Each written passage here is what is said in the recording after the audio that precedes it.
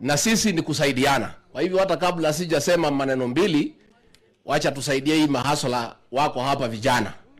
Wapi mheshimiwa Jamatia? Kuja. Unajua hii boma yetu ni kusaidiana. Si kuinuana mahasla. Kuna vijana hapa ambaye hawajaoa. Kuja Jamatia. Sasa unajua sisi ni kusaidiana. Si tusaidiane? Huyu mrembo si ni yako sawa sawa? Amenyoroka vizuri. Sasa nyinyi vijana mjipange. Na huyu si msichana tu ya kawaida, mshahara yake ni 1800. Kwa hivyo wewe ukioa huyu si mambo yako iko sawa sawa? So tungetaka kijana moja ambaye anajua kuchunga mali. Na huyu nyumba yake iko Arusha. Si Arusha ni hapa hii ndio barabara.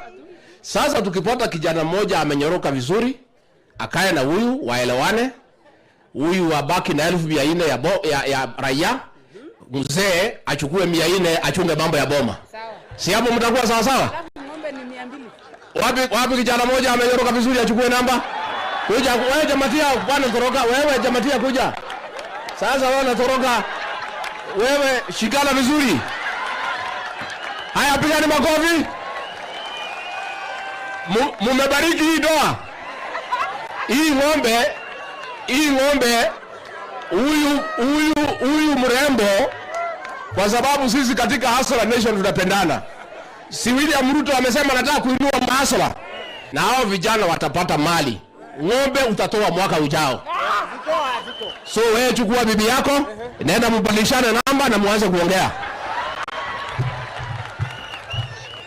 Si Hustler Nation ni mzuri? Si ni ya kusaidiana? Hii ni ya hata naibu wa rais ameweka mkono.